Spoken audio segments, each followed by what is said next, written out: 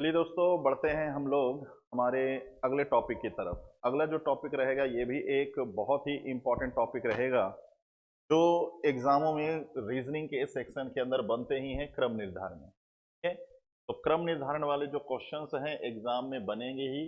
कैसे कैसे क्वेश्चंस होंगे, किस किस टाइप से क्वेश्चन, ये सारी चीजें हम लोग डिस्कस करने वाले हैं। ठीक। तो आगामी आपका जो भी एग्जाम दो, चाहे आप स्टेट लेवल कोई एग्जाम दे रहे हो, रेलवे का एग्जाम दे रहे हो, एसएससी का एग्जाम दे रहे हो, तो ये बेसिक बड़ा काम आएगा। तो ध्यान रखिएगा, आपके आगामी जो भी एग्जाम है हर एग्जाम में ये बेसिक तो काम आएंगे ही आएंगे। तो चलिए शुरू करते हैं। ऑर्डर एंड रैंकिंग, रैंकिंग के क्वेश्चंस बनाएंगे। तो रैंकिंग के जो क्वेश्चंस हैं, ऑर्डर बेस्ड क्वेश्चन है, दो प्रकार से क्वेश्चंस बनेंगे। एक पहला क्वेश्चंस बनेगा इस तरीके से, जो मैं लाइन रिप्रेजेंटेशन दिखा रहा हूं। तो आपसे क्वेश्चन पूछेगा, लाइन में, पंक्ति में, कतार में कुल कितने लोग हैं, या उस पर जो जो क्वेश्चन पूछेगा सारी चीजें मैं बताऊंगा। तो एक क्वेश्चन होता है लाइन बेस्ड, ठीक है, कतार वाले, पंक्ति। दूसरा होता है इस तरीके से ऑर्डर बेस्ड, तो बोलते हैं ऑर्डर बेस्ड। ऑर्डर बेस्ड का मतलब आपको क्वेश्चन में दिया जाएगा कि भाई चार लोग हैं, A B C D, A B से बड़ा है, बी सी से बड़ा है, डी जो है बी और सी से बड़ा है, सबसे बड़ा कौन है। तो ये ऑर्डर बेस्ड क्वेश्चन होते हैं। तो दोनों प्रकार के क्वेश्चन को सीखेंगे हम लोग वन बाय वन। तो चलिए बढ़ते हैं। जैसे इस तरीके से यहाँ पर मैंने आपको बताने की कोशिश की है, तो इसको मैं एक्सप्लेन कर देता हूँ कि ये जैसे समझिए एक लाइन है, पंक्ति है, कतार है। ठीक है? एक लाइन, पंक्ति, कतार। अब इस लाइन, पंक्ति, कतार का अगर मैं आपको कहूँ कि ये राइट साइड है, दायां साइड है, और ये हो जाएगा बायां साइड, दायां और बायां। अगर मैं कहूँ इसमें एक बच्चा है, एक स्टूडेंट है ए नाम का, जब मैं इसको लेफ्ट साइड से काउंट करता हूँ, लेफ्ट साइड से ये मिलता है मुझे 9 नंबर पे। इसी को जब मैं राइट साइड से काउंट करता हूं तो ये मिलता है मुझे 8 नंबर। अब देखिए, आपको एक स्टूडेंट की पोजीशन दी गई है बोथ साइड से, तो आपसे पूछा क्या जा रहा है कि पूछ, जैसे बताइए इस लाइन पर टोटल कितने स्टूडेंट।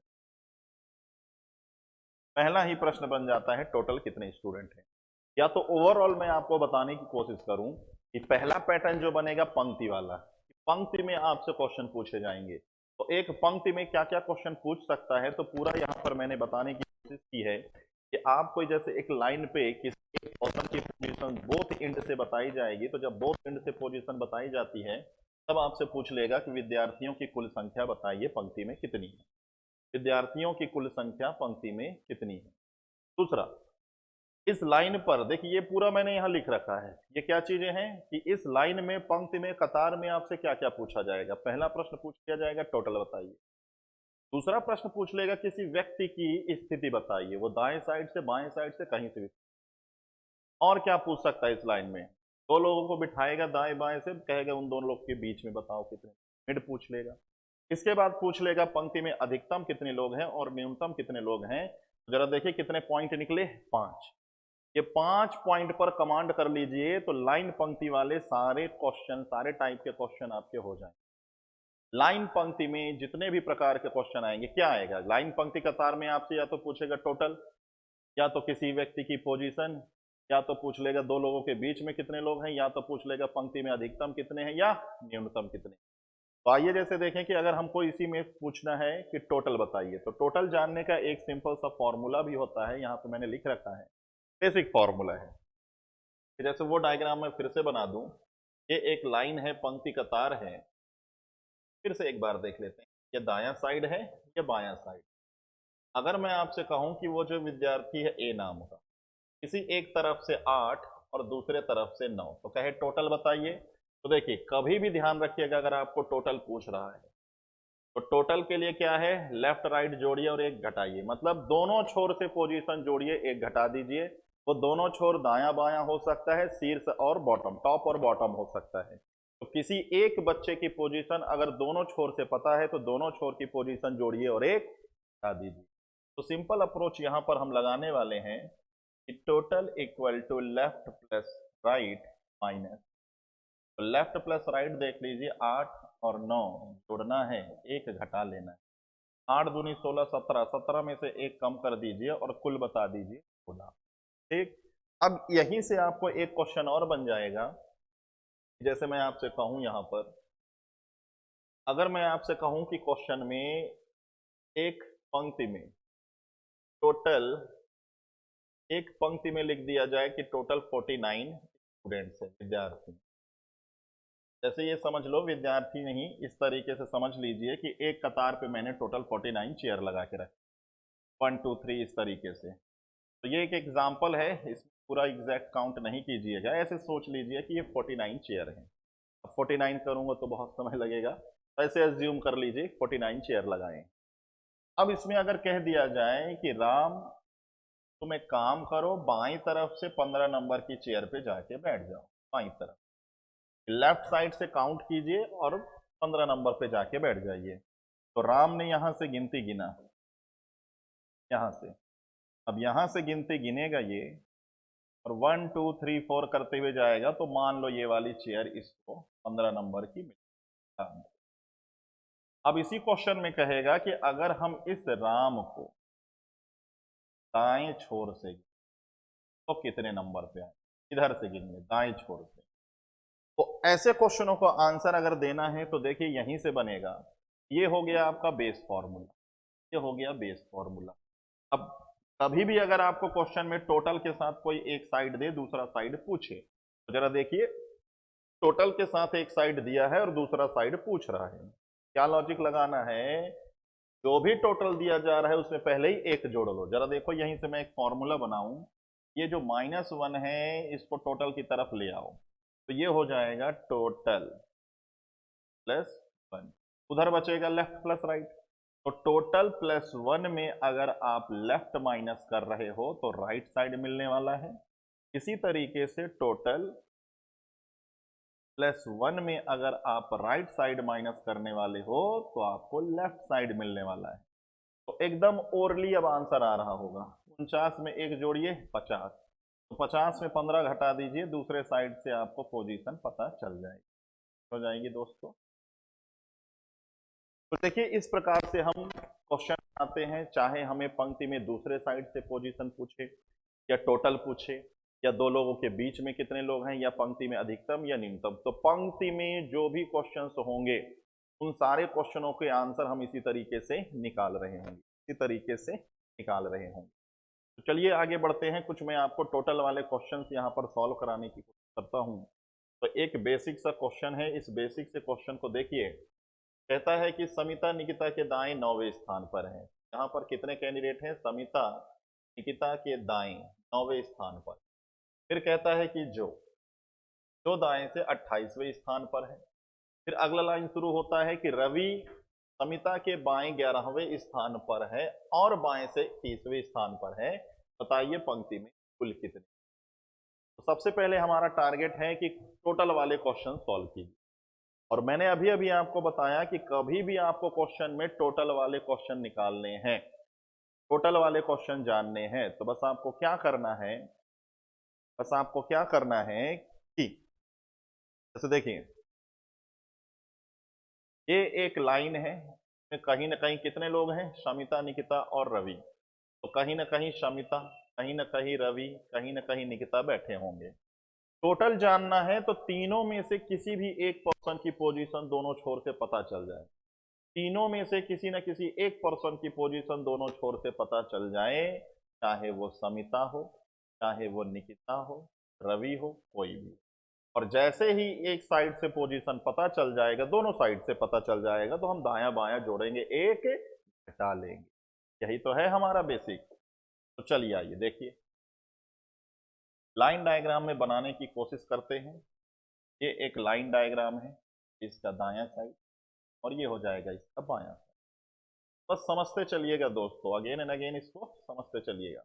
कहता है समिता निकिता के दाएं नौमी है। अब निकिता नहीं पता, तो जिसको नहीं पता या पहला लाइन आप जो बना रहे हो उसके बारे में इंफॉर्मेशन नहीं है, भाई यहां से लेके यहां तक कहीं ना कहीं तो बैठी होगी, आप अज्यूम कर लो एकदम लाइन के बीच में।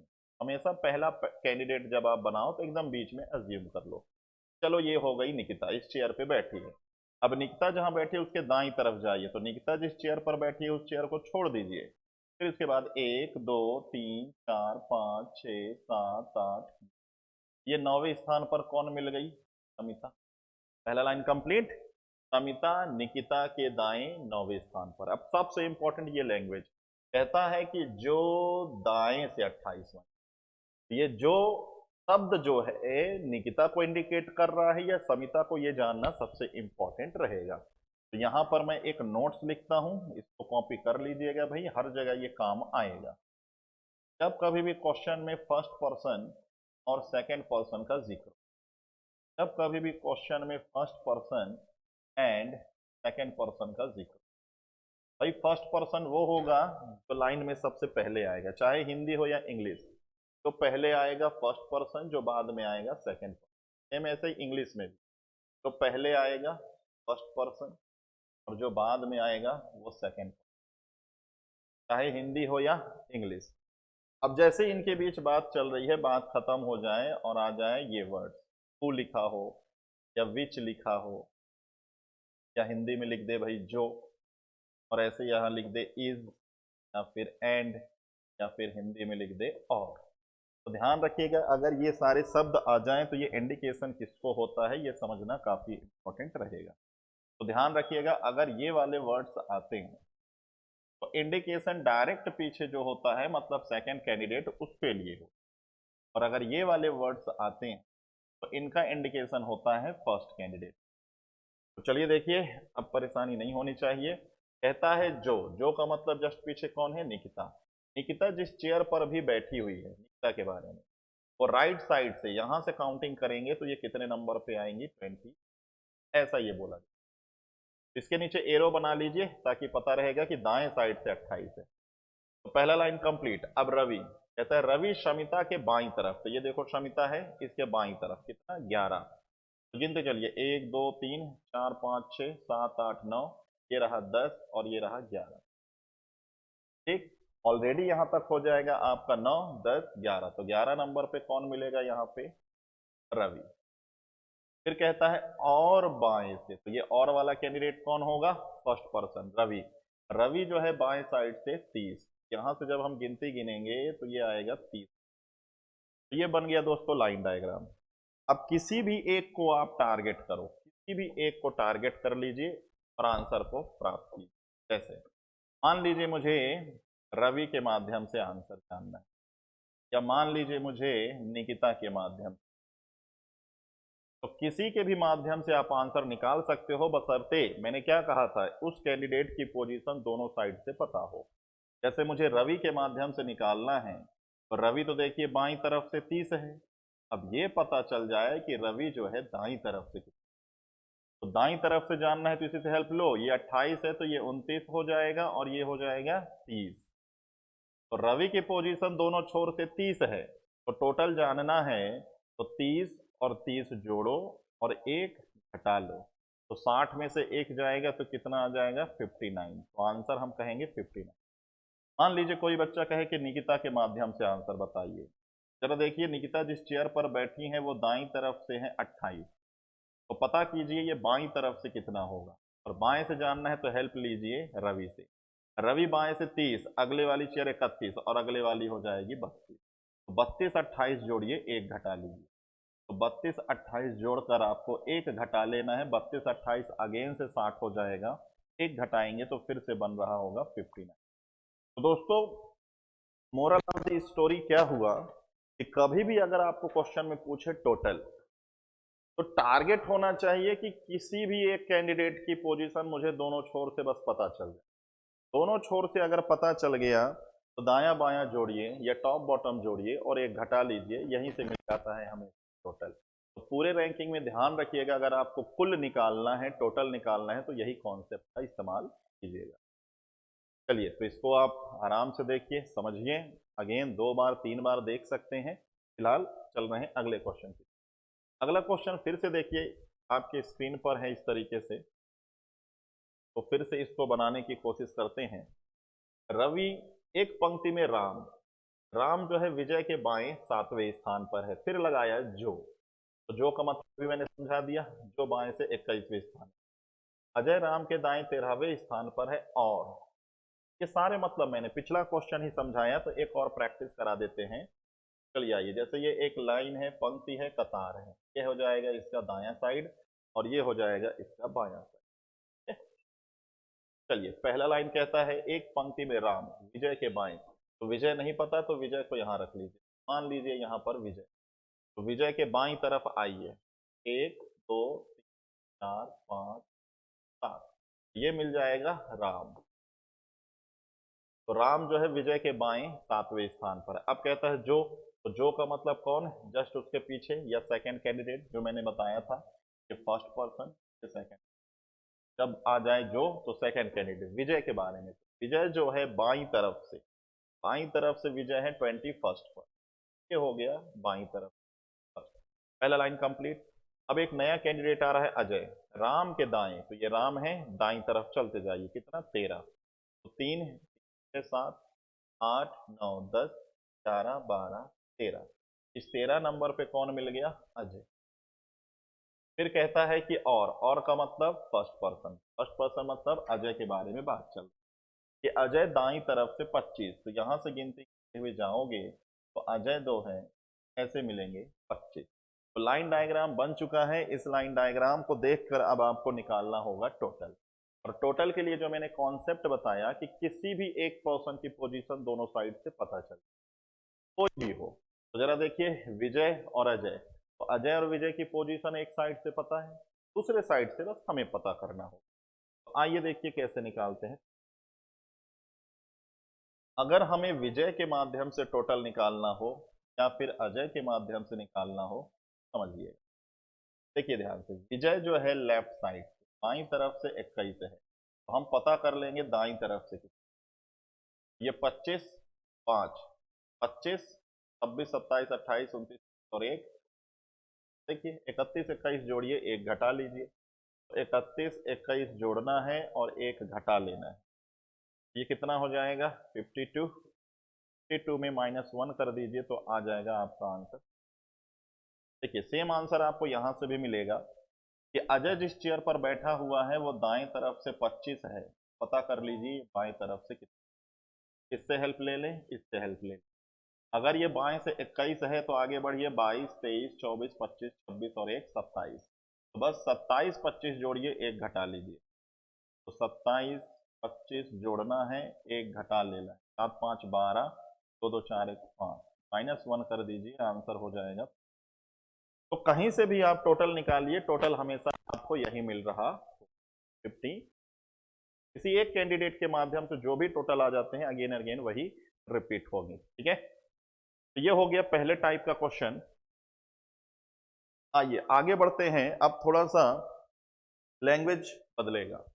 मतलब लास्ट में देखिए जरा आपसे क्या पूछ रहा है कि लास्ट में हमसे तो यही पूछ रहा है टोटल बताइए, फाइंड टोटल, ठीक है, फाइंड टोटल, कुल, कुल कितने हैं। तो हमसे पूछ रहा है कि भाई कुल कितने विद्यार्थी। अब थोड़ा सा लैंग्वेज बदल गया है, मैं पढ़ देता हूं। एक पंक्ति में, एक पंक्ति में ए जो है बाईं तरफ से 9वें स्थान पर है, बी जो है दाएं तरफ से 8वें स्थान पर है, फिर लिखा हुआ है कि सी, लिखा हुआ है सी इन दोनों के ठीक बीच में बैठा है और सी की पोजीशन बाईं तरफ से 16 है। तो कहता है बताइए पंक्ति में कुल कितने। पर 3 लोग हैं एबीसी, किसी एक की पोजीशन मुझे दोनों तरफ से पता चल जाए, बस ये दिमाग में बिठाए रहिएगा कि एक की पोजीशन दोनों तरफ से पता चल जाए तो दायां बायां जोड़कर हम एक घटा लेंगे। अब कभी भी इस प्रकार का अगर क्वेश्चन मिल जाए तो दोस्तों जिस तरीके से मैं सॉल्व कर रहा हूं जरा ऐसे ही सॉल्व कीजिए। एक इस प्रकार के क्वेश्चन में लाइन डायग्राम जरा बनाइए, और सबसे पहले ये भी समझ लीजिए कि सी इन दोनों के ठीक बीच में बैठा है, इसका मतलब क्या है। जैसे ये एक लाइन है, अगर मैं कह दूं कि ये सी जो है ए और बी के ठीक बीच में आएगा, तो जस्ट मिड का मतलब होता है कि जितने लोग ए और सी के बीच में होंगे उतने लोग बी और सी के बीच में, अभी तो ये जस्ट मिड कहलाएगा। ए के बाईं तरफ कितने लोग हैं उससे मतलब नहीं है, बी के दाईं तरफ जितने लोग हैं उससे भी मतलब नहीं है, बस ए और बी के ठीक बीच में आना चाहिए। तो मान लीजिए ए और सी के बीच में मैं कहूँ 8 चेयर लगे हैं, यहाँ भी कितने लगाने पड़ेंगे 8, तब ये कहलाएगा जस्ट। अगर मैं सी और बी के बीच में 10 चेयर लगाऊंगा तो यहाँ भी 10 चेयर लगाने पड़ेंगे, तब ये कहलाएंगे जस्ट। ठीक, तो अब मैं लाइन डायग्राम बनाने जा रहा हूं। सबसे पहले लाइन डायग्राम में उन जिनकी पोजीशन सेम साइड से, तो जरा देखिए सी बाएं से कितना है 16, तो बायां वाला कैंडिडेट, बायां वाला कैंडिडेट ए। तो ए और एक छोर से हुए, तो हमें सबसे पहले वहां से बनाना कि जो दो लोग एक ही साइड से हो, दायां दायां या बायां बायां, वहां से बनाना। इससे क्या है, आपको एग्जैक्ट मिड पता चलेगा। देखिए, जैसे ये हुआ लाइन, पंक्ति कतार, ये हो जाएगा दायां साइड और ये हो जाएगा बायां साइड। तो अब हम इसमें बिठा रहे हैं, ध्यान से। कहता है कि ए और सी एक साइड से, तो जब मैं बाईं तरफ से जाऊंगा गिनती गिनते हुए, तो गिनती में पहले आता है 9। कौन मिलेगा? ए। फिर आगे बढ़िए, 9 के बाद 10, 11, 12, 13, 14, 15 और ये रहा। हाँ, 16 नंबर पे कौन मिला? और बी जो है दाईं तरफ से गिनते गिनते हुए आओगे तो बी जो है कितने नंबर पे मिलेगा? 8। तो जरा देखिए, जस्ट मिड पर है ये, तो जितने इधर उतने इधर। तो जब हम सेम साइड से लोगों को बिठाते हैं तो हमें मिड एग्जैक्ट पता चल जाता है। मिड, तो मिड में 3 3 6, तो यहां भी हो जाएंगे 3 3 6। ये हो गया सी जो है जस्ट। अब टोटल कहीं से भी निकाल लीजिए, चाहे सी के माध्यम से, चाहे बी के माध्यम से, चाहे ए के माध्यम से, आपका आंसर वही सेम आने वाला है। आइए देख लेते हैं। सबसे पहले सी के माध्यम से, जरा सी को देखिए। सी बाईं तरफ से कितना है? 16। तो अगर मुझे जानना हुआ कि सी जो है दाईं तरफ से कितना होगा, से हेल्प लेंगे 8 से। 8 से आगे बढ़िए, 9, 10, 11, 12, 13, 14 और 1 15। तो 15 16 जोड़कर एक घटा लीजिए। 15 16 जोड़कर जरा एक घटाइए, तो 15 दूनी 30 और एक 31। 31 में एक कम करेंगे तो आपका आंसर बन रहा होगा। तो पंक्ति में कुल कितने लोग हो जाएंगे? 30। ऐसे ही जरा देखिए, बी से निकालना है। बी की पोजीशन ऑलरेडी बाएं तरफ से कितना है? 8। पता कर लेंगे कि हम ये बाईं तरफ से कितना। बाएं से इससे हेल्प ले लीजिए। 16 17 18 19 20 21 22 और एक 23। 23 8 जोड़कर एक घटा लीजिए। 23 8 जोड़कर जरा एक घटाइए, चेक कीजिएगा, यही आपको आंसर। तो दोस्तों, वहां से टोटल निकालिए जहां से आसान हो टोटल निकालना। ठीक है, क्योंकि हमने देखा कि यहां से थोड़ा आसान है। अगर हमसे कहा जाए तो एग्जाम में आप एक ही तरफ से टोटल नहीं निकालना, जितना समय आपको एक ही तरफ से निकालने में लगेगा उससे पहले ही आंसर आ चुका है। अब हालांकि हम यहाँ सीख रहे हैं, तो आ जाइए निकाल के देखते हैं, ताकि कभी एग्जाम में ऐसे एक ही तरफ से टोटल नहीं निकालना। हाँ, यदि आपसे क्वेश्चन पूछ ले इसी में कि टोटल ना पूछकर पूछ ले एक ही पोजीशन बताइए राइट साइड से, तो आपको जानना ही पड़ेगा, तो उसको इसलिए सीख रहे हैं। चलिए देखिए, अगर आपको एक ही तरफ साइड से टोटल निकालना है, तो देखो ये ए जो है बाईं तरफ से 9 है, आपको ये जानना होगा दाईं तरफ से। तो अभी अभी आपने निकाला दाईं तरफ से ये कितना? 15। तो आगे बढ़िए, 16 17 18 19 20 21 और एक 22। तो ए की पोजीशन दाईं तरफ से हो गई 22। फिर से आप क्या करो, 22 9 जोड़ो और एक घटा लो। और अगर हमसे पूछता ए की पोजीशन दाईं तरफ से बताइए, तो हम बताते कितना? 22। और यहां से भी आंसर मिल जाएगा आपको। तो देखिए, इस प्रकार से आप कहीं से भी सॉल्व कीजिए, टोटल आपको क्या मिल रहा है? 30 ही मिल रहा है। टोटल हमेशा आपको क्या मिल रहा है? 30। चलिए बढ़ते हैं सेम इसी पैटर्न्स पे। अगला क्वेश्चन सेम वही पैटर्न है, अभी जो आपने सॉल्व किया सेम वही पैटर्न मैं रिपीट कर देता हूं। एक पंक्ति में ए जो है बाईं तरफ से 12 है, बी जो है दाईं तरफ से 10 नंबर पे है। फिर वही लाइन लिखा है कि इन दोनों के ठीक बीच में बैठा है, और सी की पोजीशन दाईं तरफ से इस बार है 15। सी की पोजीशन दाईं तरफ से है इस बार 15। कहता है बताइए पंक्ति में कुल कितने कुल विद्यार्थी। तो जरा तीनों नंबर देखिए, और तीनों नंबर में वो दो नंबर बताइए जो सेम साइड से हैं। दाएं दाएं से होंगे दो नंबर, या तो बाएं बाएं से होंगे। तो अगर जानना है तो सबसे पहले ठीक बीच वाले को देख लो। सी जो है दाएं साइड से है, दाएं साइड से बी भी है। तो इस बार बी और सी एक तरफ से हैं, तो हम ऐसे लाइन डायग्राम बनाएंगे। ये हो जाएगा इसका दायां साइड और ये हो जाएगा इसका बायां साइड। हम क्या करेंगे, जो एक साइड से है दायां दायां, तो जब हम दाईं तरफ से गिनती गिनेंगे तो बी और सी में जिसका नंबर कम, भाई पहले 10 आता है गिनती में, बाद में 15।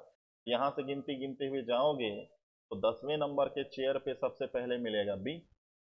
फिर आगे बढ़िए, 10 के बाद 11, 12, 13, 14 और ये रहा 15, और 15 नंबर पे आपको मिलेगा सी। क्लियर? अब जब बाईं तरफ से गिनते गिनते हुए जाएंगे तो ए कितने नंबर पे मिलेगा आपको? 12। तो जरा बता दीजिए ए और सी के बीच में कितने चेयर लगा दें? ध्यान रखिए ये जस्ट मिड होना चाहिए, तो अगर इधर 4 तो इधर भी 4 लगाएंगे तब जाके ये होगा जस्ट मिड। चलिए, अब रह जाता है कि भाई टोटल निकालिए। टोटल आप कहीं से भी निकाल सकते हैं, बेस्ट होगा या तो सी के माध्यम से या तो बी के माध्यम से। इस बार या तो हमें टोटल निकालना है तो बिल्कुल या तो सी या तो बी के माध्यम से टोटल निकाल लीजिए।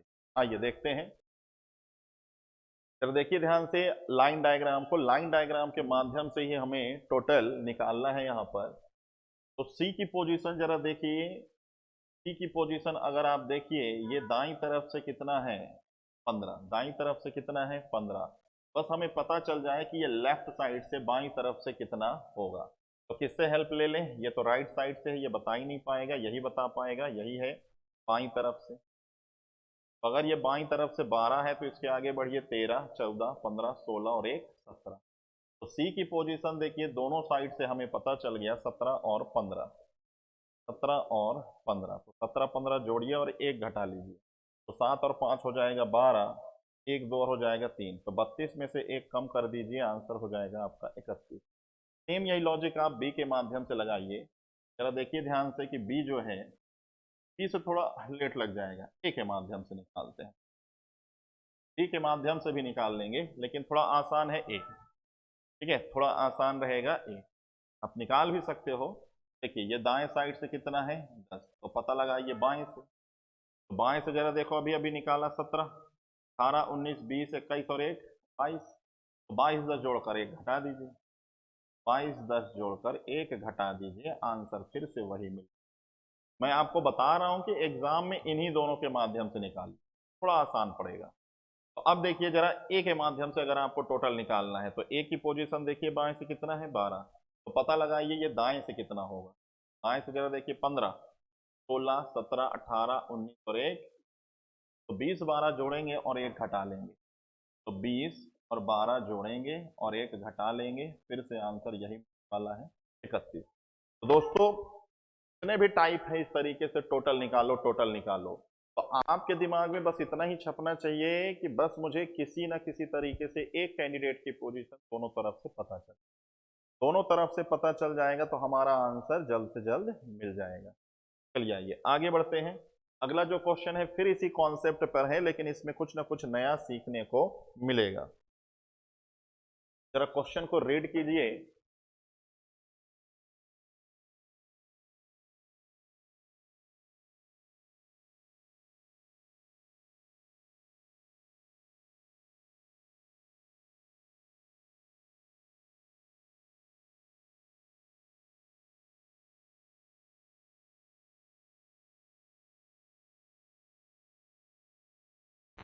चलिए यहां फिर से मैं अगेन इंडिकेट कर देता हूं।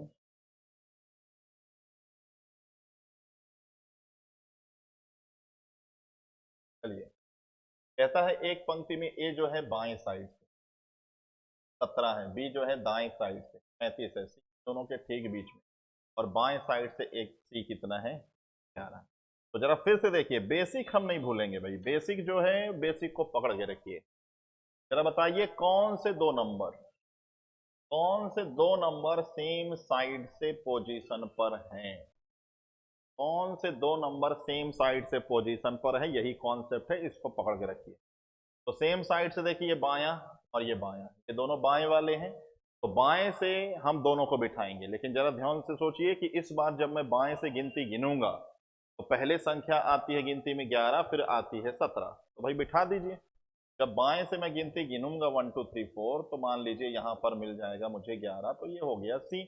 आगे बढ़िए, 12 13 14 15 16 और ये रहा 17। 17 पे कौन मिल जाएगा? ए। ये बन गया भाई सेम साइड से 11 और 17। अब बी को ऐसी जगह बिठाना कि सी जो है ठीक बी में आए, तो जाहिर सी बात है बी इधर नहीं बैठाओगे, सी के पहले बिठाओगे, तब तो ये ए और बी के बीच में आएगा। कितने चेयर छोड़कर? 3 2 5, 5 चेयर छोड़िए, और 5 चेयर छोड़ने के बाद ये जो पोजीशन है यहाँ दे दीजिए, और बी जो है राइट साइड से कितने नंबर पे है, 35। ये बन गया भाई डायग्राम। तो देखिए कॉन्सेप्ट को पकड़ के रखिए, ठीक है, कॉन्सेप्ट क्लियर रखिए और डायग्राम बनाते चलिए। अब टोटल निकालने का क्या कॉन्सेप्ट है, अब किसी एक कैंडिडेट की पोजीशन दोनों छोर से पता चल जाए, बस इतना पकड़ के रखिए भाई। तो आ जाइए, हम चाहे बी के माध्यम से टोटल जान लें, चाहे सी, आप ए के माध्यम से भी जान सकते हो, लेकिन वो थोड़ा लेंदी और हो जाएगा। चलिए देखिए, अगर मुझे सी के माध्यम से जानना है तो सी जरा देखिए, बाएं साइड से 11 है, ये पता लगा लेंगे कि ये दाएं तरफ से, दाईं तरफ से। अब ये दाईं तरफ से ये तो है ही नहीं, ये नहीं बताएगा, यही बताएगा। ये दाएं से 35 है, तो आगे बढ़ूंगा तो 35, 36, 37, 38, 39, 40, लेकिन मुझे आगे नहीं जाना, पीछे जाना है। तो 35 के पीछे वाली चेयर दाएं से 34, 33, 32, 36, 30 और ये रहा 20। ये दाएं से 29 होगा, तभी तो 30, 31, 32, 33, 34, 35 हो रहा है। तो बस पीछे जाना है। तो सी की पोजीशन मुझे दोनों तरफ से पता चल गया, 29 और 11। तो टोटल निकालने का तरीका, दोनों को जोड़ूंगा तो 20, 30, 40, 40 में एक कम कर दूंगा तो आंसर मुझे मिल जाएगा, ये हमारा राइट आंसर। सेम ऐसे ही बी के माध्यम से भी देखिए, बी जो है दाईं तरफ से है 35, पता लगाना होगा बाईं तरफ, और बाईं तरफ से पीछे लौटिए यहां से। अगर ये 11 है तो इसके पीछे वाली चेयर बाएं से 10, फिर 9, फिर 8, 7, 6, 5, तो 35 5 जोड़िए और एक कम कर दीजिए, देखिए जरा आंसर यही मिला। तो कॉन्सेप्ट बच्चों यही है, लाइन डायग्राम में जैसा जैसा थ्योरी में बोला है पहले उसको बिठा दीजिए, फिर उसके बाद टोटल पूछा है तो टोटल का कॉन्सेप्ट यही है भाई कि किसी एक कैंडिडेट की पोजीशन दोनों छोर से पता चल जाए तो उनको जोड़िए और एक बिठा दीजिए। चलिए देखते हैं अगला। और एक बात, ये जो डायग्राम बन रहा है इसको बोलते हैं ओवरलैपिंग। एक्चुअल में ये जो डायग्राम बन रहा है इसको बोलते हैं ओवरलैपिंग। तो आइए सबसे पहले मैं आपको यही सिखा देता हूं कि इस लाइन डायग्राम में जो मैं लोगों को बिठा रहा हूं, तो पूरे रैंकिंग में ध्यान रखना, जब हम लोगों को बिठाएंगे तो दो प्रकार से ही लोगों को बिठा सकते हैं, एक सिंपल केस कहलाता है और एक ओवरलैपिंग। तो अगला मैं इसी के माध्यम से पहले आपको एक्सप्लेन कर देता हूं। दोनों आपस में स्थान परिवर्तन, चलिए स्थान परिवर्तन है, इस कॉन्सेप्ट को भी अभी देखते हैं, बाकी इनडायरेक्टली लास्ट में चलिए आइए देख भी लेते हैं। में और बहुत सी चीजें पूछा जाता है, बट आ ही गया क्वेश्चन तो आ जाइए देख लेते हैं। ए बाएं से 4, बी दाएं से 6 स्थान पर दोनों ने अपना स्थान परिवर्तन किया, तो बी दाएं छोर से हो गया 12। तो जैसा जैसा बोला है देखिए बना देते हैं। आइए, एक प्रश्न ये भी आ गया तो बना लेते हैं। जैसे देखिए ये एक पंक्ति में, ये दाएं साइड और ये बाएं साइड, तो एक पंक्ति में ए बाएं से 4, तो ऐसे मान लो कि बाईं तरफ से 1, 2, 3, 4, ये बाईं तरफ से एक चौथे नंबर की चेयर है, इस पे कौन बैठा है, ए। बी दाएं तरफ से 6, तो 1, 2, 3, 4, 5, 6, तो बी जो है दाईं तरफ से कितना है, तो मान लीजिए ये एक चेयर है जो दाईं तरफ से आता है 6 और ये बाईं तरफ से 4, चेयर फिक्स है, चेयर पे कौन बैठा है, ए और बी। अब कहते हैं दोनों ने अपना स्थान परिवर्तन किया। स्थान परिवर्तन का मतलब ये दोनों अपनी चेयर से उठेंगे और अदली बदली हो जाएंगे, ए जाके बी के चेयर में बैठ जाएगा, बी आके ए के चेयर में बैठ जाएगा। तो आइए जरा मैं बिठा भी देता हूं। तो देखिए ये वही चेयर है जिसमें बी बैठा करता था, इसी के नीचे मैंने बनाया है, और ये चेयर दाएं से कितना है, 6 है ना। ये वही चेयर है जिसमें ए बैठा करता था, तो इसी के नीचे मैंने बनाया, ये वही चेयर है जिसमें ए बैठा करता था, और ये चेयर बाएं से कितना है, 4। तो जैसे इंटरचेंज होगा तो ए आ जाएगा यहाँ पर, बी आ जाएगा यहाँ पर, ये हो गया भाई इंटरचेंज। अब कहता है इंटरचेंज के बाद बी की पोजीशन हो गई दाएं से 12, बी की पोजीशन हो गई दाएं तरफ से 12। तो अब कहता है बताइए पंक्ति में कुल कितने विद्यार्थी। तो बच्चों जरा ध्यान से आप देखो, बातों ही बातों में एक ही चेयर की पोजीशन आपको दोनों साइड से बता दी। कैसे, देखिए सबसे पहले देखिए जरा किसके बारे में बताया, बस वही समझाता हूं। जैसे ये एक चेयर है, इसमें पहले बैठा करता था ए, और जब ए बैठा करता था तो इस चेयर की पोजीशन आपको बताया बाएं से 4। अब इसी चेयर पर आके बैठ गया कौन, बी, और जब बी बैठा तो इसी चेयर की पोजीशन दूसरे छोर से बता दिया 12। तो एक ही चेयर की पोजीशन दोनों छोर से बता दिया, तो पर्टिकुलर यहीं से अब हमारा आंसर आ जाएगा टोटल। तो टोटल के लिए भाई 12 और 4 जोड़ते हैं और एक घटा लेते हैं, तो 12 4 16, 16 में से एक कम कर देंगे तो कुल 15। तो चाहे थ्योरी कुछ भी हो, कॉन्सेप्ट पकड़ के रखिए दोस्तों, तो क्वेश्चन बनते चले जाएंगे कि एक ही चेयर की पोजीशन दोनों साइड से बता दिया, तो दोनों की पोजीशन जोड़ो और एक, यही हो जाएगा आंसर। चलिए अब जैसा मैं जिक्र कर रहा था राम, चलिए उसी तरीके से एक और है, इसको भी बना लेते हैं। आ जाइए, स्थान परिवर्तन वाला आ ही गया है, और देखिए दाया, फिर मैं आपको सिंपल ओवरलैपिंग की कुछ बताता हूं। राम बाएं से 15, जैसे ये बाएं तरफ से एक चेयर लगी हुई है, पे बैठा हुआ है राम, और ये कितने नंबर की है 15। अजय दाईं तरफ से, ये एक चेयर लगी हुई है अजय, और ये दाईं तरफ से कितना है 17, ये दे दिया। अब दोनों ने अपना स्थान परिवर्तन किया, तो एक नए डायग्राम में बना लेता हूं। ये वही चेयर है जिसमें राम बैठा है, ये वही चेयर है जिसमें अजय बैठा है। तो दोनों जब स्थान परिवर्तन करेंगे तो ये अजय हो जाएगा और ये राम हो जाएगा। स्थान परिवर्तन के बाद कहता है राम की स्थिति, ये हो गई 21 बाएं से, तो कहता है बताइए पंक्ति में कुल कितने। तो जरा देखिए, बातों ही बातों में यहां से पहले अजय को बिठाया फिर राम को बिठाया, तो एक ही चेयर की पोजीशन बातों ही बातों में हमें दोनों छोर से बता दिया। तो हम क्या करने वाले हैं, 17 प्लस 21 और माइनस, तो 7 और 1 हो जाएगा 8, 2 और 1 हो जाएगा 3, माइनस में 1 करेंगे तो हमें आंसर मिल रहा होगा 37। पंक्ति में कुल कितने विद्यार्थी, 37। दोस्तों टोटल वाले जितने भी क्वेश्चन हैं सबको इसी नजरिए से आप देखिए, इसी नजरिए से आप सॉल्व कीजिए, तो रैंकिंग में कभी भी टोटल वाले प्रश्न आएंगे तो उसमें आप बिल्कुल नहीं। चलिए बढ़ते हैं अगले क्वेश्चन की तरफ। एक पंक्ति में 44 विद्यार्थी हैं, रवि बाएं से 15वें स्थान पर है, तो दाईं ओर से रवि का स्थान बताइए। इसको भी बड़ी आसानी से आप बता सकते हो, जैसे क्वेश्चन में आपको बोला जा रहा है कि टोटल दिया गया है, टोटल दिया गया है 44 स्टूडेंट, ठीक। अब कहता है कि रवि बाएं से 15वें स्थान पर है, कहता है कि रवि जो है बाएं से 15वें स्थान पर।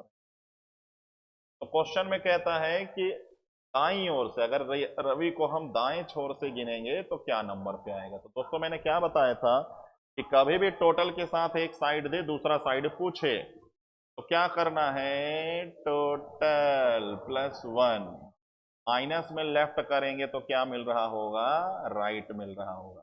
तो 44 में एक जोड़ दीजिए और माइनस में 15 कर दीजिए, तो राइट साइड से दाईं तरफ से पोजीशन पता चल जाएगी।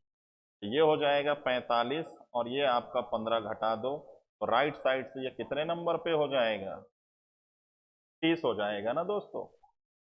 तो इस तरीके से आप फॉर्मूले को भी इस्तेमाल करेंगे। अब ये जो चीजें मैं लिख रहा हूं क्योंकि मैं एक्सप्लेन कर रहा हूं, और जब इसमें आप हैबिट आ जाएगी तो और भी ओरली होने लगेगा, ठीक है।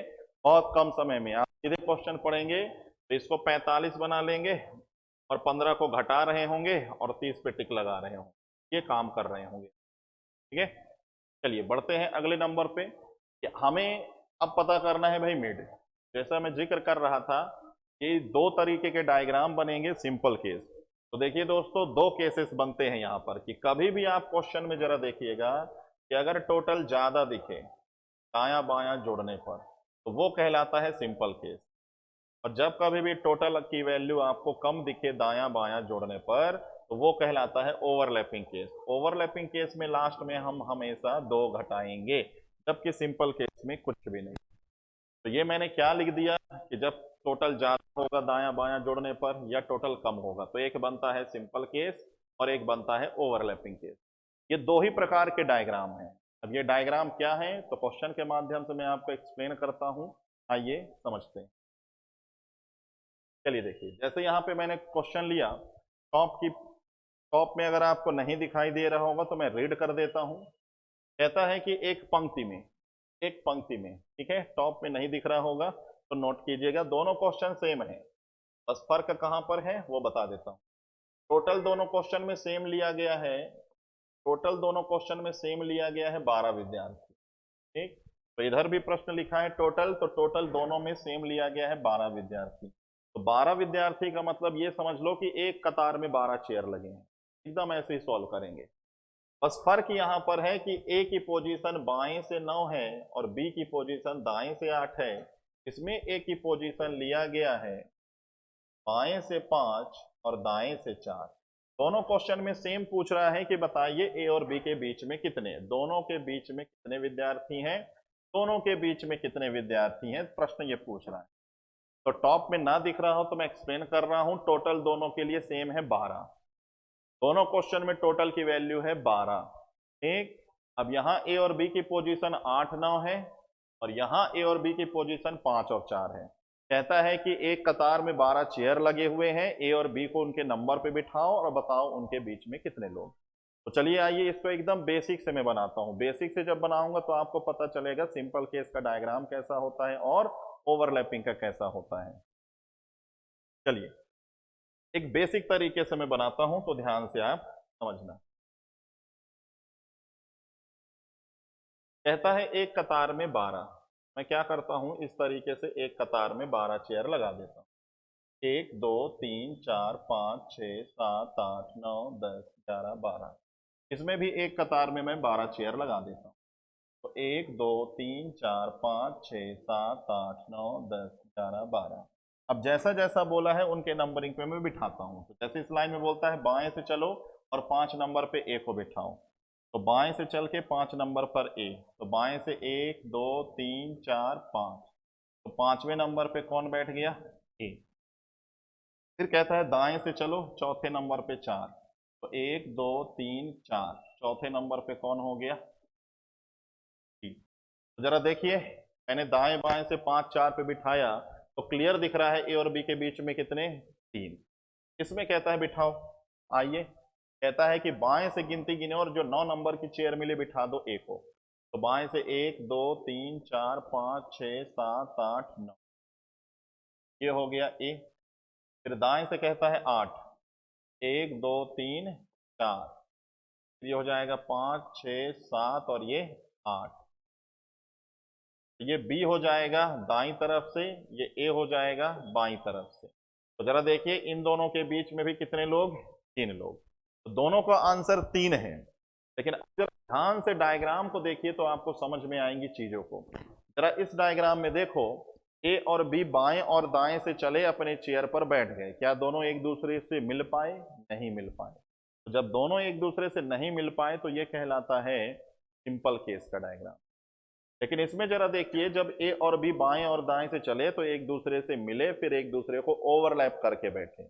तो एक दूसरे को ओवरलैप करके एक दूसरे को क्रॉस करके बैठते हैं तो ये कहलाता है ओवरलैपिंग का डायग्राम। ये कहलाता है ओवरलैपिंग का डायग्राम। हालांकि दोनों का आंसर सेम है, लेकिन हमें समझना था सिंपल केस का डायग्राम कैसा होगा। सिंपल में दो लोग कभी नहीं मिल पाएंगे। तो जरा बताओ जिसमें ए और बी बैठा है उस चेयर की डबल गिनती हुई नहीं, तो इसमें कुछ नहीं घटाना पड़ता। जो मैंने यहाँ लास्ट आपको लिख दिया था कि यहाँ हम हमेशा ओवरलैपिंग में 2 घटाते हैं। क्यों घटाते हैं तो वो भी जान लो। क्योंकि देखो जरा 2 पॉइंट लग चुका है। जिस चेयर पर बी बैठा है, जिस चेयर पर ए बैठा है, इनकी डबल काउंटिंग हो गई है, इसलिए हमें घटाना पड़ता है 2। ये हो गया भाई बेसिक। अब एग्जाम में कैसे बनाएं, तो एग्जाम में बनाने का तरीका देखिए। जोड़िए जरा, इन दोनों को जोड़ो, 8 दूनी 16 17। तो टोटल की वैल्यू 12 है और दायां बायां जोड़ा तो 17। तो टोटल की वैल्यू कम हो गई। जब टोटल की वैल्यू कम हो जाएगी दायां बायां से तो ये कहलाएगा ओवरलैपिंग। यहां पर देखो 5 और 4 9 और टोटल की वैल्यू अभी भी ज्यादा है। तो जब टोटल की वैल्यू ज्यादा हो दायां बायां जोड़ने पर तो वो कहलाता है सिंपल केस। और जब टोटल की वैल्यू कम हो, जब टोटल की वैल्यू कम हो दायां बायां जोड़ने पर, वो कहलाता है ओवरलैपिंग। ये क्लियर है, समझ जाओगे simple case overlapping case. Then इसके बाद आपको क्या करना है कि एक तरफ लिखिए टोटल, एक तरफ लिखिए लेफ्ट प्लस राइट। अब ये तरीका बता रहा हूं एग्जाम का कि एग्जाम में आपको कैसे कम समय में आंसर निकालना है। ये हो जाएगा टोटल और ये हो जाएगा लेफ्ट प्लस राइट। जरा देखिए क्वेश्चन में टोटल की वैल्यू क्या है 12, तो आप लिख लो 12 लेफ्ट प्लस राइट कितना है भाई 17। इसमें भी ऐसे ही टोटल की वैल्यू लिख लो 12, लेफ्ट प्लस राइट कितना आया 9। तो दोस्तों इन्हीं दोनों का अंतर ले लो, तो 12 और 9 का अंतर 3, तो ये आ जाता है भाई आंसर। तो जितना काम यहाँ किया उतना काम यहाँ करो, तो 12 और 5 का अंतर लेंगे तो कितना आएगा 5। और बढ़िया ए नंबर ऑप्शन पे आपको 5 भी देखने को मिलेगा। तो जरा बताइए, हमें क्लियर दिख रहा है ए और बी के बीच में 3 है, तो कुछ काम अभी बाकी है। क्या काम बाकी है दोस्तों? माइनस, -2 क्यों? क्योंकि ये डबल काउंट होते हैं। तो ये आता है भाई आपका आंसर। तो इस बात का ख्याल रखेंगे कि जब कभी भी ओवरलैपिंग का केस हो तो टोटल और दायां बायां जो जोड़ रहे हो दोनों का अंतर लो, और अंतर लेने के बाद जितना भी डाटा आए उसमें दो आप घटाइए। लेकिन यहां पर ध्यान रखिए कोई दो नहीं घटाना है, क्योंकि सिंपल केस में जब दो लोग एक दूसरे से मिल ही नहीं पाते हैं, कोई डबल काउंट होता ही नहीं है, तो कुछ भी आपको नहीं घटाना है। तो ये मैंने बेसिक लाइन डायग्राम से आपको एक्सप्लेन किया। फिर उसके बाद एग्जाम में कैसे बिना लाइन डायग्राम के सॉल्व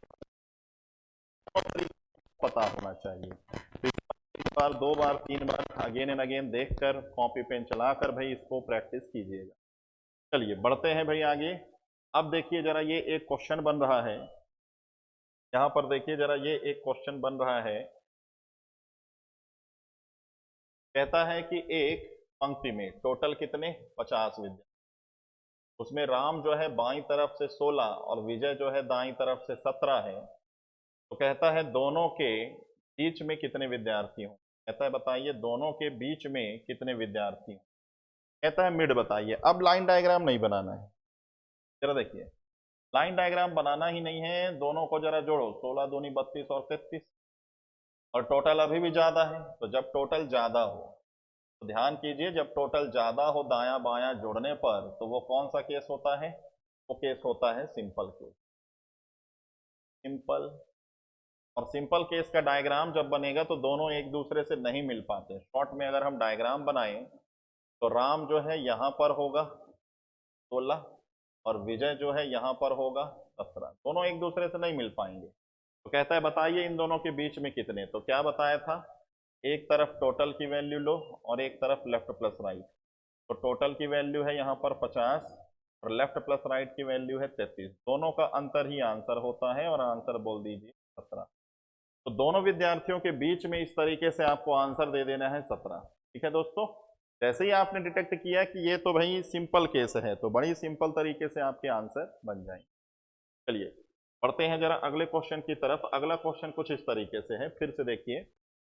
तो टोटल दिया गया है आपको 45। कहता है कि राम की पोजीशन बाईं तरफ से 23 है, विजय जो है दाईं तरफ से 25 है, दोनों विद्यार्थियों के बीच में कितने लोग, मिड।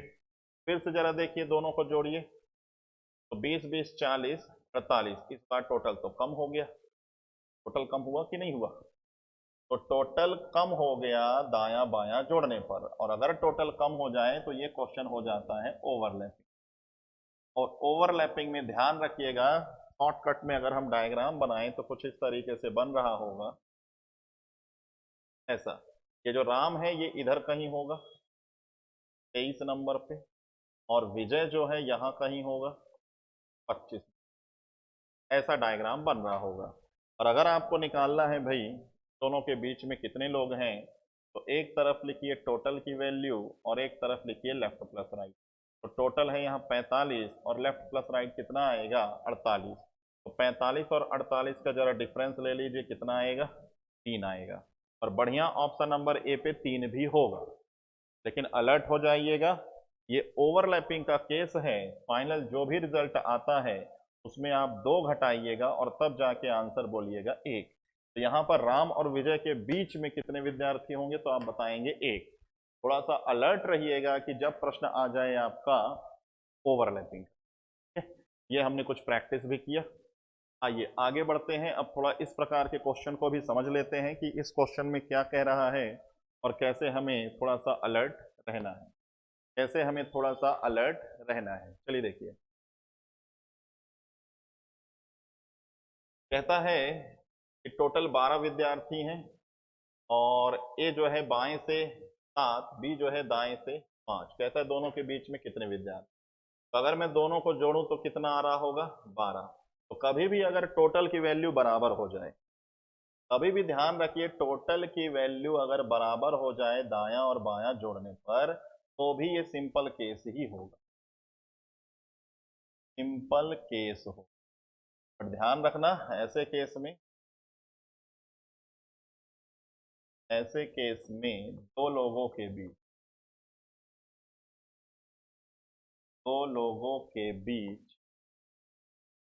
कोई नहीं, कोई नहीं। तो ध्यान रखिएगा कभी टोटल जोड़ें और बराबर निकल जाए। तो देखिए मैं लाइन डायग्राम बना के भी आपको एक्सप्लेन कर देता हूँ।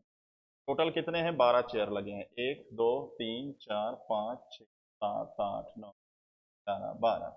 अब मैं ए और बी को बिठाता हूँ 7 और 5 पर, तो इधर से बिठाऊंगा 7, 1 2 3 4 5 6 7, ये हो गया ए।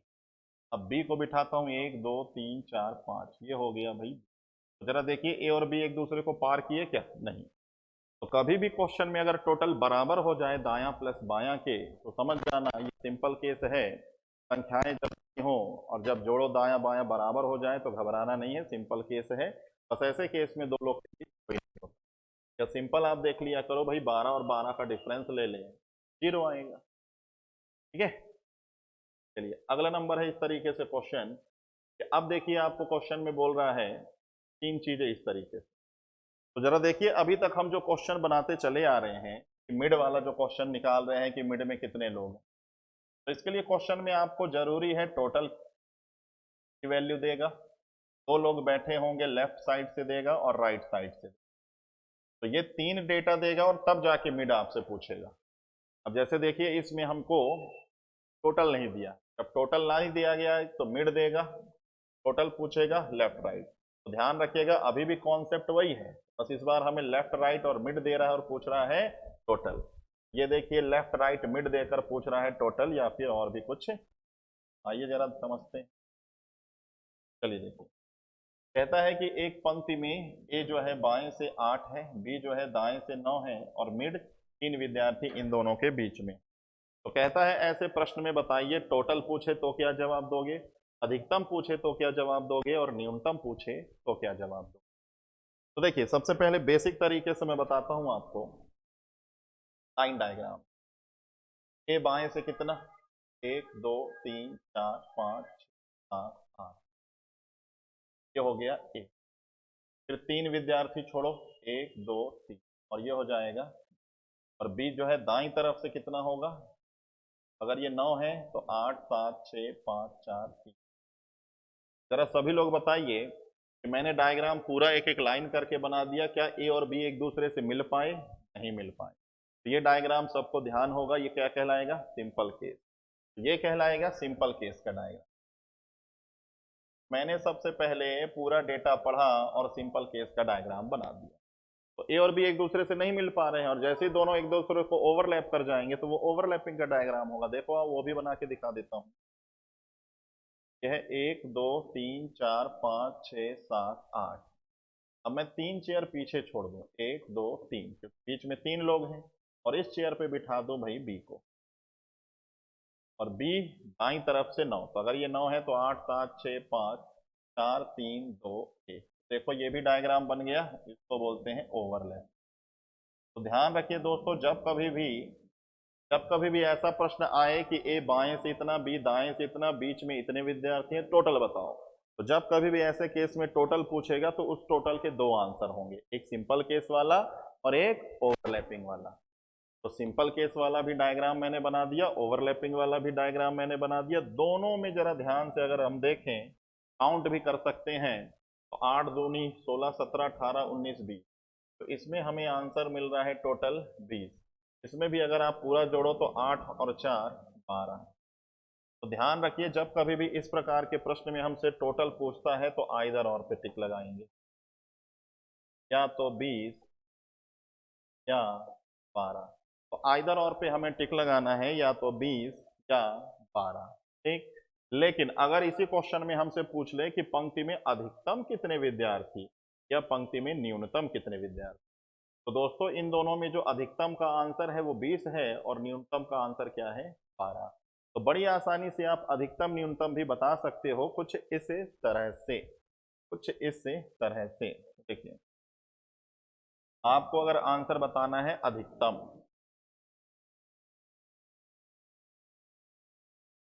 अधिकतम का आंसर अगर जानना है तो क्वेश्चन में जितना डेटा दिया गया है दायां बायां मिड, सबको आप जोड़कर रख दो, सबको आप जोड़कर रख दो, दायां बायां मिड सबको जोड़कर रख दो, आंसर मिल जाए।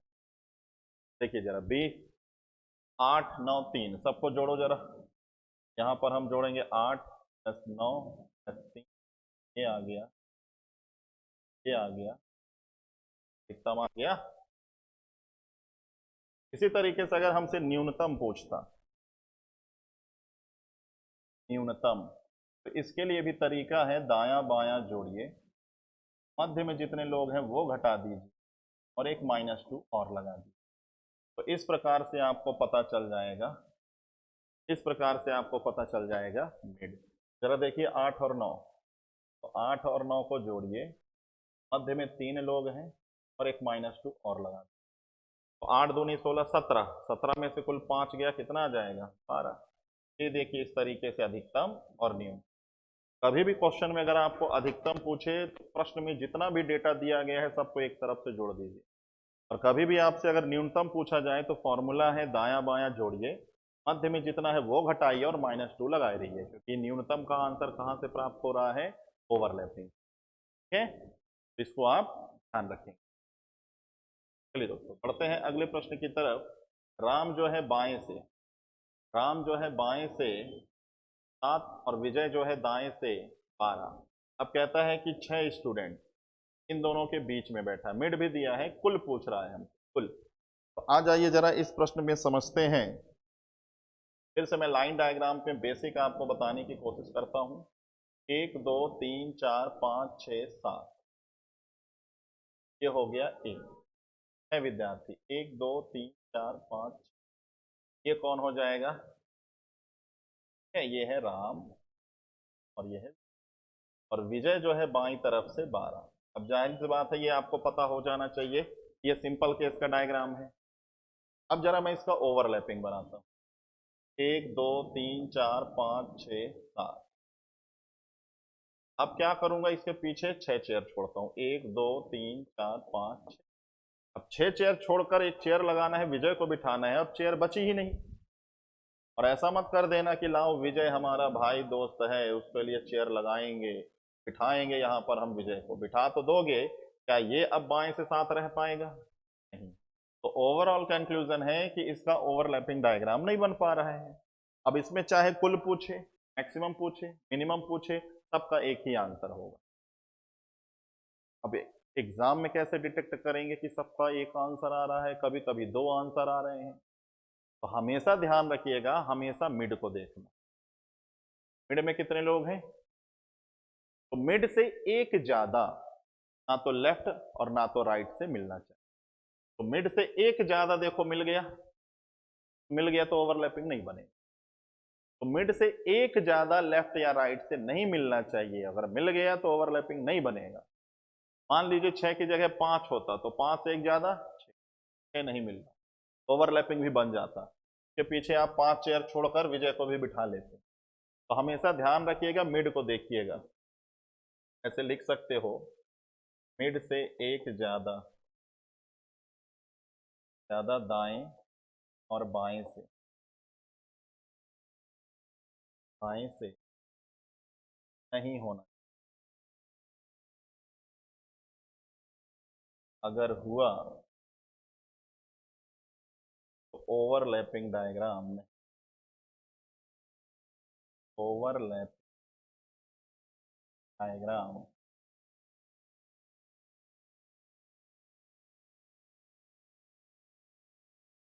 तो दोस्तों अगर ओवरलैपिंग नहीं बनेगा तो इसमें आप 12 + 7 + 6, तो 12 6 6 12, 6 दूनी 12 13, 12 दूनी 24 25। तो आपसे कुल पूछे तो 25, अधिकतम पूछे तो 25, न्यूनतम पूछे तो 25। तो ध्यान रखिएगा कि मिड से एक ज्यादा दायां या बायां पर नहीं हो, अगर हुआ तो इसका ओवरलैपिंग नहीं बन पाएगा। आइए आगे बढ़ते हैं। अब देखिए सेम उसी पैटर्न पर कुछ और भी क्वेश्चन है, तो जरा थ्योरी को आप रीड कीजिए, थ्योरी को आप पढ़िए। 50 विद्यार्थी हैं एक कतार में।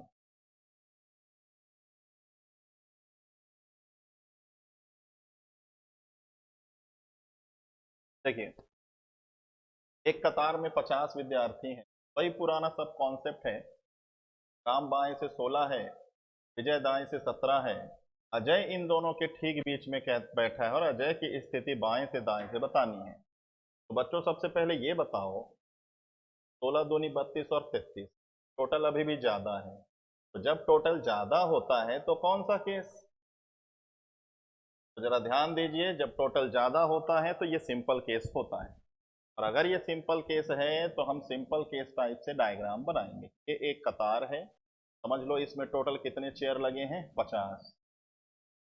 और सिंपल केस तरीके से डायग्राम बनाइए। ये हो जाएगा राम जो बाएं से 16, और ये हो जाएगा विजय जो दाएं से 17।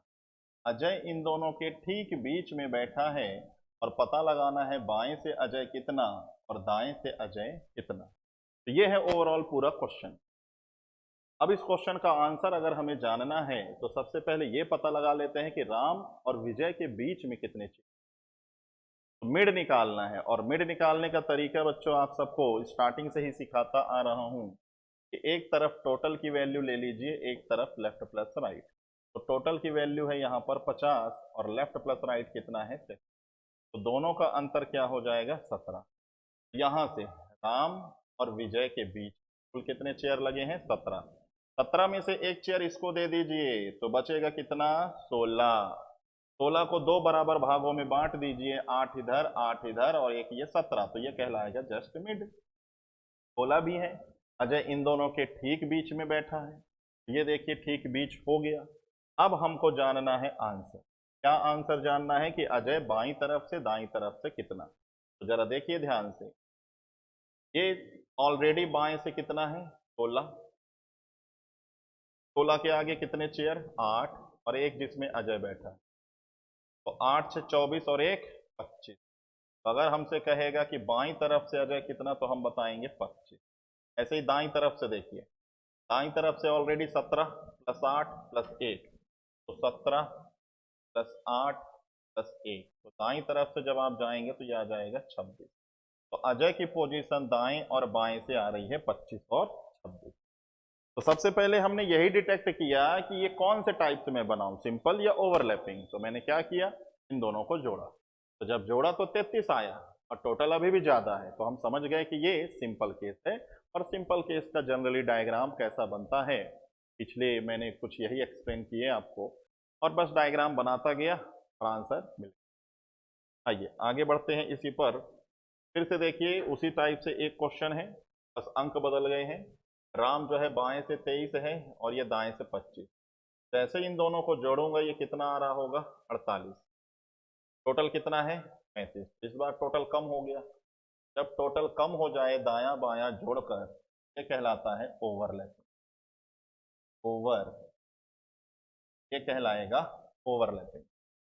तो अगर ये ओवरलैपिंग है तो ओवरलैपिंग जैसा सोचिए, ये एक लाइन डायग्राम है, दायां और ये बायां। ठीक, डायग्राम बनेगा कि राम यहाँ पर है 23rd नंबर पे और विजय यहाँ पर है 20। ठीक, अब इन दोनों के बीच में यहाँ पर चेयर लगाकर बैठा है अजय। पता करना है बाएं से अजय कितना और दाएं से अजय। तो बच्चों सबसे पहले यही पता कर लो इनके मिड में कितने लोग हैं। मिड निकालने का तरीका होता है, एक तरफ टोटल, एक तरफ लेफ्ट प्लस राइट। तो टोटल की वैल्यू है यहाँ पर 35, लेफ्ट प्लस राइट है 48। दोनों का डिफरेंस ले लीजिए, कितना आएगा दोस्तों? दोनों का डिफरेंस आ जाएगा 13। बट इस 13 में भी 2 घटाइएगा तब जाके एग्जैक्ट बोलेंगे 11। तो दोनों के बीच में कितने लोग? 11। 11 में से एक चेयर पे यही लिए हैं, बचे कितने? 10। तो 5 इधर लगाओ, 5 इधर लगाओ, ये कहलाएगा जस्ट। अब जरा देखिए हमसे अगर पूछा जाए कि अजय की पोजीशन दाएं से कितना है तो इससे पूछ लो, बाएं से पूछे तो इससे पूछ लो, बस इससे पीछे हो जाइए। अगर ये दाएं से 25 है तो इसके पीछे वाली चेयर दाएं से 24, फिर 23, फिर 22, फिर 21, फिर 20 और फिर 19। ये हो जाएगा 19 दाईं तरफ। और अगर हमसे पूछे बाईं तरफ से बताइए तो इससे पूछ लो, अगर ये 23 है तो इसके पीछे हो जाएगा 22, 21, 20, 19, 18 और ये 17। तो बाएं से 17 और 19, तो अजय की पोजीशन बताइए 17 और 19। ठीक है, तो बस ध्यान रखिएगा डायग्राम का, सिंपल केस है तो सिंपल केस का डायग्राम बनाइए, ओवरलैपिंग है तो ओवरलैपिंग टाइप का डायग्राम बनाइए। चलिए अगला क्वेश्चन है, तो पहले इस कॉन्सेप्ट को समझिए, फिर हम बनाते हैं एक order based question, line based diagram हम बनाएंगे। कैसा लाइन डायग्राम कि हमेशा मैक्सिमम से मिनिमम की सबसे बड़ा ऐसा, उससे छोटा, से छोटा, छोटा, मैक्सिमम से मिनिमम की तरफ ऐसे हम चलेंगे, मैक्सिमम से मिनिमम की तरफ ऐसे हम। ठीक है, चलिए देखिए, जैसे पहला लाइन कहता है ए बी से बड़ा है, तो मैं ये लाइन डायग्राम बनाता हूं, ए वाली लाइन बी से बड़ी दिखनी चाहिए। ये देखो अगर मैं बनाता हूं ए, तो ए जो है बी से बड़ा दिखना चाहिए, तो क्लियर कट दिख रहा है। फिर कहता है बी सी से बड़ा दिखना चाहिए, तो बी जो है सी से बड़ा दिखना चाहिए, तो ये देखो बी सी से बड़ा दिख रहा है। अब कहता है डी को ऐसी जगह लगाओ, डी को ऐसी जगह लगाओ कि बी और सी से बड़ा दिखे। तो बच्चों डी को अगर मैं यहां लगाता हूं तो भी बी और सी से बड़ा दिखेगा, और डी को अगर मैं यहां लगाता हूं तो भी बी और सी से बड़ा दिखेगा। डी को कहीं भी लगाओ, जहां मर्जी वहां लगाओ, बस बी और सी से बड़ा दिखना चाहिए। जहां मर्जी लगाना है लगा दो, बस बी और सी से बड़ा दिखना चाहिए। अब इनके बीच में 50 लोग हों, डी को मैं यहां लिख दूं तो भी हमेशा बड़ा दिखता रहेगा। अब हमसे पूछे हु इज द टॉलेस्ट, तो सबसे बड़ा कौन है, तो ये एग्जैक्ट आंसर नहीं बता पाएंगे, वो ए भी हो सकता है और डी भी हो सकता है, सस्पेंस में रहेगा। लेकिन बच्चों एक वर्ड यहां पर लगा दिया जाए कि डी केवल, डी जो है केवल बी और सी से बड़ा हो। तो जरा बताइए, केवल अगर मैं लगाऊंगा तो केवल लगाते ही डी यहीं फिक्स हो जाएगा, केवल शब्द लगाते ही डी यहां फिक्स हो जाएगा और आंसर आप बता देंगे कि सबसे बड़ा कौन है। तो इस क्वेश्चन में ध्यान रखिएगा, यही इंपॉर्टेंट रोल प्ले करने वाला है, जहां शब्द लगेगा केवल, जहां शब्द लगेगा केवल। तो आइए एक फुल लेंथ का क्वेश्चन बनाते हैं। एक क्लास में 6 विद्यार्थी हैं, इन्होंने एक एग्जाम में अलग अलग स्कोर लाया है, 2-3 लाइनें लिखी गई हैं। ठीक है, फिर उसके बाद हमसे कुछ क्वेश्चंस पूछे जा रहे हैं, तो ध्यान से समझिएगा, मैं इसका एक डायग्राम बनाने जा रहा हूं। पहला लाइन, तो ध्यान रखिएगा क्लास में 6 विद्यार्थी हैं, तो इस तरीके से लाइन बनेगा 6 ऐसे। ठीक है, मैक्सिमम से मिनिमम की तरफ ऐसे 6 लाइन बनेंगे। चलिए पहला लाइन कहता है कि सी का स्कोर केवल ए और ई से ज्यादा है। तो ये देखिए लाइन डायग्राम मैंने बनाया कि सी का स्कोर, टोटल कितने लोग हैं, 6 लोग, तो 6 लोगों में सी का स्कोर केवल ए और ई से ज्यादा है, तो मतलब बचे के 3 लोग इधर ही होंगे, क्योंकि कुल कितने लोग हैं, 6। तो उन 6 लोगों में कहता है सी का स्कोर केवल ए और ई से ज्यादा है। तो पहले लाइन को पढ़कर हम ये तय नहीं कर पाएंगे कि ए और ई को मैं कहां रख दूं, ऐसे ए और ई को मैं कहां रख दूं, बट ए और ई होंगे सी के नीचे ही, तो सी का स्कोर केवल 2 लोगों से ज्यादा। अब इसके बाद अगर कहेगा कि डी का स्कोर केवल और केवल बी से कम है, तो डी का स्कोर केवल बी से कम दिखना चाहिए, तो अगर मैं डी को यहां लगाता हूं, बी को यहां लगाता हूं, तो अब लाइन पढ़ लो कि डी का स्कोर केवल बी से कम दिखना चाहिए, तो देखो केवल बी से कम दिख रहा। ई का स्कोर सबसे कम नहीं होना चाहिए, तो ये क्लियर कर दिया इन्होंने कि ई का स्कोर सबसे कम नहीं दिखना चाहिए, तो अच्छी बात है। तो ई को हम यहां अटैच कर देंगे, ए को यहां, भी सस्पेंस दूर हो गया कि ई कहां होगा, ए कहां होगा। और ई का स्कोर इनने बता रखा है, ई का स्कोर 82,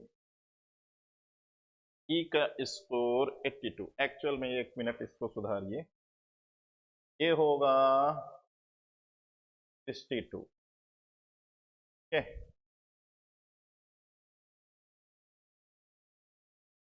62 रख लेते हैं, तो ये दोस्तों गलत हो जाएगा,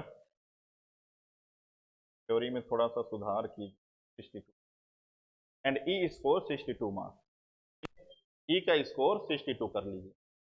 वन हु थर्ड हाईजेस्ट पे आ रहा है ये लाइन, और इसका स्कोर है कितना, 70। और कौन बचा है, वो एफ बचा है।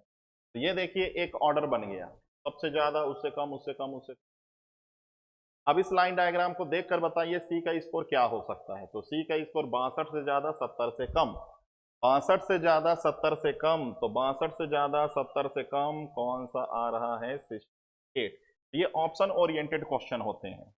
दूसरा कहता है कि एफ में 24 नंबर जोड़ दो तो बी का नंबर आ जाएगा, तो डी का स्कोर बताइए। तो एफ में 24 नंबर जोड़ दो, तो F plus 24 equal to B. F का नंबर है 70 प्लस 24 इक्वल टू बी, तो ये हो जाएगा कितना, 90। ये आ जाएगा स्कोर 94। तो अब आपसे कहता है डी का स्कोर बताओ, तो डी का स्कोर 70 से ज्यादा 94 से कम, तो 70 से ज्यादा 94 से कम क्या आ जाएगा, 80। तो ये ऑप्शन ओरिएंटेड क्वेश्चन होते हैं दोस्तों, ऑर्डर बेस्ड हमें अरेंज करना है।